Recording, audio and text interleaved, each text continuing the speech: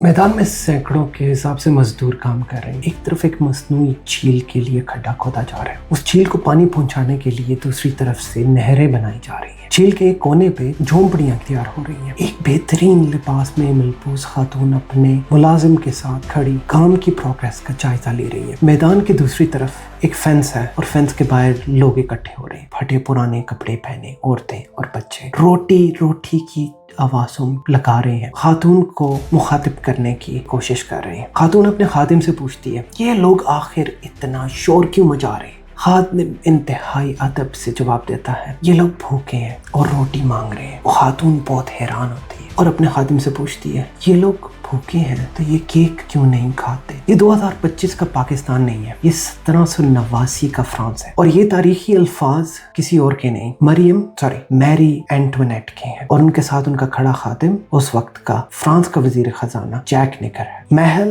جہاں پہ یہ سب کھدائی کا کام ہو رہا ہے اس کا نام ورسائے ہے۔ کنسٹرکشن پروجیکٹ کا نام ملکہ کے نام پہ کوئنز ہیملیٹ یا ملکہ کا گاؤں تھا، جس کے بنانے کی وجہ ملکہ میری اینٹونیٹ کا تجسس کہ آخر غریب لوگ رہتے کیسے ہیں۔ محل سے نکل کے بستیوں تک جانا ان کے لیے ایک بہت مشکل کام تھا، اس لیے بستی کو محل کے اندر آنا پڑا۔ تاریخ ہمیں سکھاتی ہے بہت کچھ، اگر ہم سیکھنا چاہیں تو۔ ایک سال نے فرانس نہیں پورے یورپ کی تاریخ بدل دی۔ یہ سال وہ سال ہے جس کی وجہ سے جو یورپ ہم آج کے روز دیکھتے ہیں اپنے اس مقام تک پہنچا۔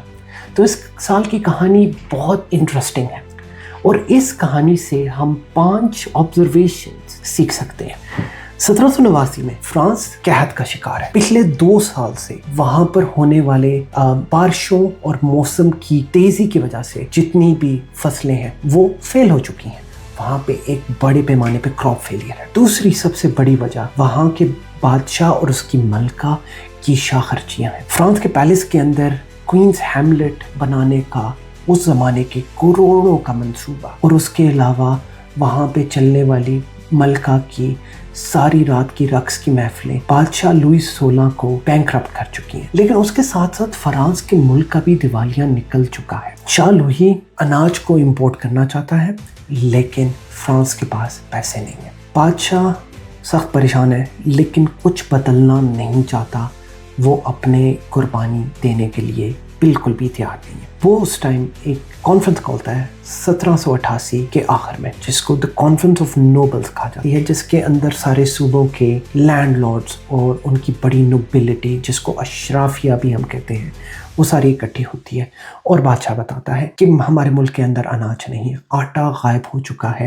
اور ہمیں اس کو باہر سے امپورٹ کرنا پڑے گا، ہمارے پاس پیسے نہیں ہیں، جس کی وجہ سے ہمیں عمرہ پہ ٹیکس لگانا پڑے گا اور لوگوں پہ ٹیکس بڑھانا پڑے گا۔ اس کانفرنس کا نتیجہ شاہ لوئی کے مطابق نہیں جاتا، اس کے بالکل الٹ ہو جاتا ہے، جب نوبلٹی کہتی ہے کہ ہم نہ تو کوئی نیا ٹیکس دیں گے، نہ اس سال کا جو ٹیکس موجودہ ہے ہم آپ کو ادا کریں گے، جب تک کہ شاہ اپنے خرچوں کو کم نہیں کر لیتے۔ حالات خراب سے خراب تر ہوتے جا رہے ہیں۔ مسئلہ اس وقت شروع ہوتا ہے اس سال کے اندر جب کہ صرف عام لوگوں کو نہیں، سڑکوں پہ نوبلٹی یا اشرافیہ کو بھی لوٹا جانے لگتا ہے۔ لوگ بھوک سے تنگ ہیں، بے چینی میں بہت زیادہ اضافہ ہو گیا ہے، اور شہروں کے اندر، قصبوں میں اور گلیوں میں رائٹس شروع ہو جاتی ہیں اور لوگ باہر نکل کے احتجاج شروع کر دیتے ہیں۔ حالات کے بڑھتے ہوئے دباؤ میں آ کر شاہ لوئی ایک قومی سلامتی کی کونسل بلاتے ہیں۔ اس کونسل کا نام فرینچ میں اسٹیٹس جنرل ہے۔ یہ اجلاس 145 سال کے بعد پہلی بار بلایا جا رہا ہے۔ فرانس اس زمانے میں 3 طبقوں میں بٹا ہوا ہے، اور یہ بتانا اس کہانی کے لیے انتہائی ضروری ہے، اور اس چیز کی بہت ساری مماثلت آپ دیکھیں گے، یہ کوئی ان نون سی چیز نہیں ہے۔ ہمارا ملک اس وقت اور پچھلے 60 سال سے انہی 3 طبقوں میں بٹا ہوا ہے۔ سب سے پہلا طبقہ روحانی رہنما یا مذہبی رہنما، یہ پوری قوم کا 1% ہے۔ وہ لوگ ہیں جن کے اوپر بالکل کوئی ٹیکس عائد نہیں ہوتا، وہ کوئی ایک بھی ٹیکس نہیں دیتے، یہ قوم کا 1% ہے۔ دوسرا طبقہ، اس کو نوبلٹی یا اشرافیہ کہا جاتا ہے، یہ بھی ملک کا 1% ہے۔ یہ وہ جاگیردار گھرانے ہیں جو کہ سونے کی چمچ لے کر پیدا ہوتے ہیں، جو نسل در نسل پچھلے 1000 سال، 800 سال، 500 سال سے اپنی ان زمینوں کے مالک ہیں۔ یہ بھی قوم کا 1%। तीसरा तबका या थर्ड स्टेट अवाम है। ये कौम की जान है, इनकी आवाज़ दबाई जाती है, इनकी सलाहियत को बांधा गया है कि यहाँ पे कोई भी बासलाहियत इंसान आगे नहीं जा सकता, क्योंकि नोबिलिटी और क्लर्जी का कब्ज़ा है हर चीज़ के ऊपर। ये 98% लोग हैं। जनवरी 1789 में लुई 16 ऐलान करते हैं स्टेट जनरल बनाने का, और 5 महीने का टाइम देते हैं मेंबर्स को सिलेक्ट करें और उनको वर्साई भेजें। 5 मई की तारीख रखी जाती है। फ्रांस की कौम 578 अरकान को अपनी नुमाइंदगी के लिए भेजती है। यहाँ पे हम रुकते हैं और यहाँ पे हम करते हैं अपना सबसे पहला मुशाहिदा। ताकतवर तबका सिर्फ उस वक्त हरकत में आता है जब उसके मफादात को खतरे में डाला जाता है। लुई को स्टेट्स जनरल सिर्फ इसलिए बुलानी पड़ी क्योंकि उसके आने वाला टैक्स जिस पे वो जिंदा था, वो टैक्स सूबाई असम्बलियों ने बंद कर दिया।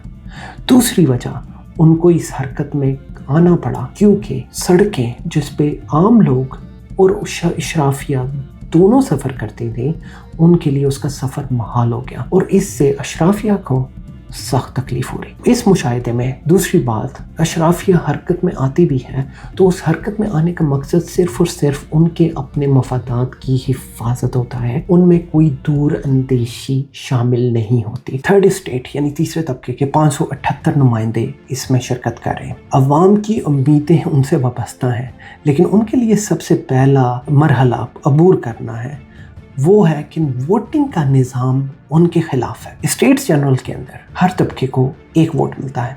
एक वोट इशराफिया के लिए, एक वोट मजहबी रहनुमाओं के लिए और एक वोट अवाम के लिए। क्योंकि मजहबी रहनुमाओं जो कि फर्स्ट स्टेट है और अशराफिया सेकंड स्टेट, दोनों के इंटरेस्ट अब आपस में इतने जुड़े हुए हैं कि वो कभी भी एक दूसरे के खिलाफ वोट नहीं करते, जिसका मकसद तीसरे तबके के वोट की कोई अहमियत नहीं रह जाती। 5 मई 1789 में इजलास शुरू होता है।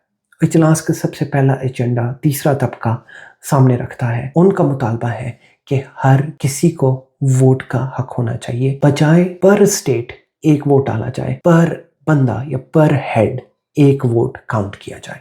ये इनका सबसे पहला मुतालबा है। इस मुतालबे को बाकी दोनों स्टेट्स और बादशाह सिरे से नजरअंदाज कर देते हैं, जिस पे तीसरा तबका आगे बात करने से इनकार कर देता है। अशराफिया हमेशा ऐसे किसी भी कानून साजी की खिलाफ वर्जी करेगी, उसकी मुखालफत करेगी जो इख्तियारात को ख़तरे में डाले, यानी कि जो उनकी पावर पे कमी करे या उनकी पावर को कर्टेल करे। सबसे पहले वो वोटिंग के कवानीन में कोई भी इस्लाहात होने से मना करेंगे या उसकी मुकम्मल मुखालिफत करेंगे। अब तीसरी स्टेट के अंदर जो लोग शामिल हैं उनमें से चंद का हम आपको तारफ़ कराते हैं। पहला नाम वहाँ पे जॉर्ज डैनथॉर्न का था जो कि एक लॉयर थे। दूसरा नाम वहाँ पे मैक्सिमिलियन रॉबस्पियर का था जो कि खुद एक वकील थे। तीसरा नाम मार्की डी लाफायट, इनका एक बहुत इंपॉर्टेंट किरदार था।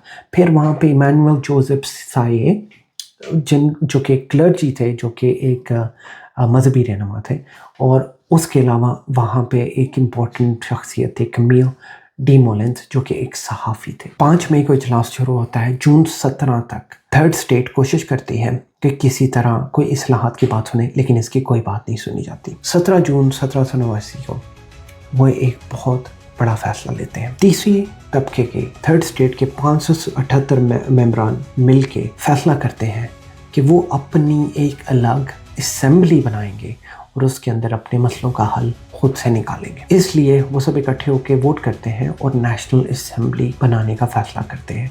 इस नेशनल असेंबली को बनाने के अंदर लाफायट का मशवरा शामिल था, जो कि यही चीज़ होती हुई अमेरिका में, जिसने चंद साल पहले आज़ादी हासिल की थी, वहाँ से देख के और एक्सपीरियंस करके आए थे। इस नेशनल असेंबली को बनाने का उस वक्त का फैसला फ्रांस की बुनियादें हिला देगा। इस चीज़ का अभी तक किसी को भी अंदाज़ा नहीं था। 20 जून 1789 लुई को नेशनल असेंबली के बनने का पता चलता है और वो इस चीज़ के ऊपर बहुत बुरी तरह से रिएक्ट करता है। जो पहला काम लुई करता है कि वो नेशनल असेंबली का हॉल वो वर्साई पैलेस के अंदर इस्तेमाल कर रही थी अपनी मीटिंग्स के लिए, अपनी मुलाकातें और अपने मसले डिस्कस करने के लिए, वो उस हॉल पे ताले लगा देता है। बहाना इस्तेमाल करते हैं कि अंदर हॉल की तज़ीनो आराइश हो रही है, जिस की वजह से हॉल बंद है। असेंबली का हॉल, सुप्रीम कोर्ट, शाह का पैलेस, गवर्नर हाउस या वजीर आजम हाउस, ये बिल्डिंग्स कोई मायने नहीं रखती। असल ताकत अवाम के पास है। और हमने ये चीज़ कई बार सुनी है कि ताकत का सरचश्मा अवाम होती है। ये कौमी असम्बली को ताला लगा देने से, ये बिल्डिंग को ताला लगा देने से क्या आप लोगों को ताला लगा सकते हैं? ऐसा नहीं हो सकता। यहाँ पे असम्बली के मेंबरान क्या करते हैं, जिसमें हमारे लिए एक सबक है। वो लोग करीब की एक टेनिस कोर्ट में मिलते हैं, सब मिलके एक वादा लेते हैं कि जब तक हमारे मसाइल का हल नहीं हो जाता ये असम्बली नहीं टूटेगी। इस वादे को टेनिस कोर्ट ओथ का नाम दिया जाता है, जो कि तारीख अभी भी याद रखती है। मुतालबात बहुत आसान से थे। मसावी नुमाइंदगी, इक्वल रिप्रेजेंटेशन, पहला मुतालबा। दूसरा, वोटिंग का हक, राइट टू वोट। हम कहते हैं हमें राइट टू वोट मिला हुआ है, क्या वाकई हमें इस वक्त वोटिंग का हक हासिल है? तीसरा, अशराफियात की मराआत का खात्मा। कोई किसी चीज़ पे कोई टैक्स नहीं देना पड़ता और हमारे टैक्स के एक हिस्सा इनकी गाड़ियों, इनके मुलाजिमों को, वहाँ पे लोगों को डिफरेंट मरात मिली हुई थी जो कि इतनी ज़्यादा मुख्तलिफ नहीं थी जो हमारी आजकल की अशराफियात को मरात मिलती हैं टैक्स के पैसों के ऊपर से। और चौथा, अवामी हाकमियत। अगेन इस चीज़ को हम बहुत बार सुनते हैं कि हुकूमत तो अवाम की होती है। ये उनके चंद मुतालबात में से 4 बड़े मुतालबात थे। आमतौर पे लोग जाने जाते हैं कि उन्होंने एक मुल्क आज़ाद कराया। मार्की डी लाफायेट ने 2 मुल्कों की आज़ादी में अहम किरदार प्ले किया। मार्की डी लाफायेट ने इस टेनिस कोर्ट ओथ के दरमियान नेशनल असेंबली को 2 मशवरे दिए। उनका क्या इम्पैक्ट होगा, अच्छा और बुरा भी, इसका शायद उस वक्त की असेंबली को भी नहीं पता था और मार्की डी लाफायेट को शायद खुद भी इस बात का अंदाजा नहीं था। उन्होंने असेंबली को एक अवामी हकूक का इलामिया पेश किया जिसको declaration of the rights of citizen and man के नाम से जाना जाता है। हमें आज के दौर में भी बहुत अच्छे से मालूम है क्योंकि ये ह्यूमन राइट्स डिक्लेरेशन, ये यूनाइटेड नेशन का ह्यूमन राइट्स का चार्टर है। जी, ये वही डॉक्यूमेंट था जो 1789 में लाफायेट ने पेश किया। दूसरा मशवरा जो कि इंतहाई इम्पोर्टेंट साबित हुआ वो था लाफायेट का इसरार करना कि फौरी तौर पे एक नेशनल गार्ड की तश्कील की जाए ताकि नेशनल असेंबली को महफूज रखा जा सके और आगे आने वाले दिनों में उनको तरतीब के साथ और उनको हिफाजत के साथ पूरा किया जा सके। तहरीक की कामयाब बनाने के लिए सिर्फ एक अच्छी सोच का होना ज़रूरी नहीं, उसके साथ अवामी दिलचस्पी और क्लियर गोल होना भी इंतहाई इम्पोर्टेंट है। बिना मकसद के तहरीक अंधी है, बिना अवाम के तहरीक बेजान होती है। तहरीक को बचाने के लिए एक मजबूत और बाकायदा गार्ड की ज़रूरत होती है। जब बादशाह लुई को इस चीज़ की खबर मिलती है और फ़ौरन हुक्म दिया जाता है कि 20,000 फौजी पेरिस के हर दरवाजे के बाहर इकट्ठे हो। पेरिस उस वक्त मुसलसल एक इंतशार का शिकार है। लुई की ये कोशिश जो उसने नए नोटों का इजरा किया है, उसने महंगाई में एक आग की तरह का काम किया है। जब लोग ये देखते हैं कि 20,000 की फौज उनके दरवाज़ों के बाहर खड़ी है तो उनके अंदर एक परेशानी की लहर दौड़ जाती है। 11 जुलाई 1789 में वजीर ख़जाना जैक नेकर को तहवील में ले लिया जाता है। तहवील में लेने की वजह, जब लुई को इस चीज़ का पता चलता है कि उनकी माने बगैर इस्लाहात की जा रही हैं, नेकर को अरेस्ट कर लिया जाता है। इसके अरेस्ट पे सहाफ़ी जिनका नाम कमील डी मोलान था, पेरिस की गलियों में एक खिताब करता है और एक पेपर लिखता है जिसका नाम है कि तीसरी कौम क्या है या थर्ड स्टेट क्या है। इसका ये खिताब पूरे पेरिस में आग की तरह फैल जाता है और लोग और ज़्यादा जज्बाती हो जाते हैं। 13 जुलाई, उसके ठीक 2 दिन बाद, पेरिस की फ़िज़ा में एक अफवाह फैल जाती है कि मार्की डी लाफायेट को गिरफ्तार कर लिया गया है और उनको ले जाया जा रहा है बास्टिल की जेल में। ये बास्टिल की जेल नहीं है, यह अडियाला जेल है। बराए मेहरबानी इसको हटाएं, यहाँ पे बास्टिल की जेल का पिक्चर लगा।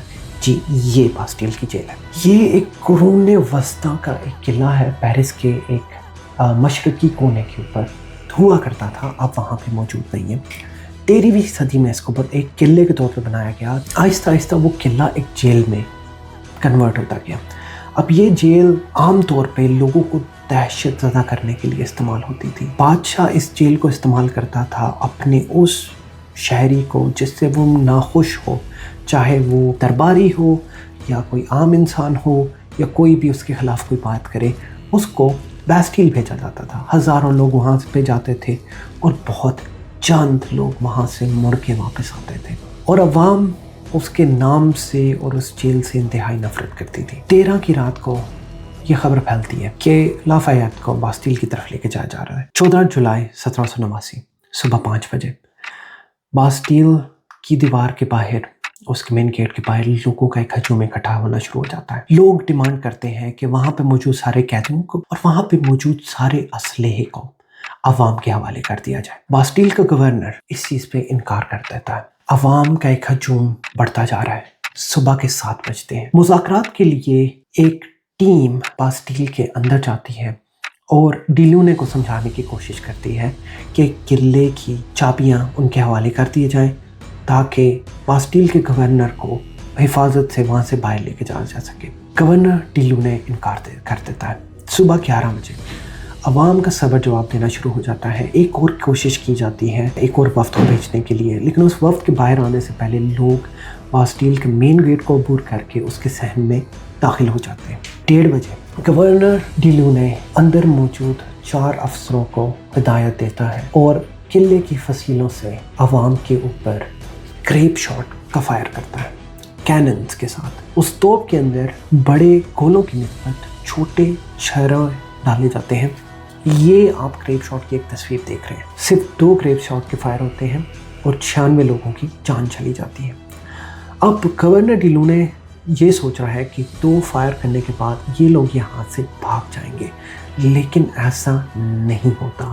عوام کی تعداد بڑھنا شروع ہو جاتی ہے۔ دوپہر 2 بجے نیشنل گارڈ جو کہ پچھلے کچھ عرصہ پہلے بنایا گیا ہے، اس کے 2 دستے عوام میں شامل ہو جاتے ہیں۔ شام 5 بجے گورنر دھمکی لگاتا ہے کہ اگر لوگ یہاں سے باہر نہیں بھاگتے تو وہ پورے باستیل کو بارود سے اڑا دے گا۔ اس کے اندر موجود 4 افسران گورنر ڈیلونے کا راستہ روک لیتے ہیں۔ شام 6 بجے باستیل کو عوام کے حوالے کر دیا جاتا ہے۔ لوگوں کا غصہ اتنا زیادہ ہوتا ہے کہ وہ گورنر ڈیلونے اور اس کی موجود 4 سپاہیوں کو وہاں پہ سزا دیتے ہیں اور ان کی زندگی کا اختتام کر دیتے ہیں۔ شام 8 بجے عوام جشن مناتی ہے اور وہاں پہ ایک نعرہ بلند ہوتا ہے، ویوا لا ریولوشن، انقلاب زندہ باد۔ فرانس کے انقلاب کا آغاز ہو چکا ہے۔ تاریخ ہمیں بہت کچھ سکھانا چاہتی ہے اگر ہم سیکھنے کو تیار ہوں۔ کیا ہم تیار ہیں؟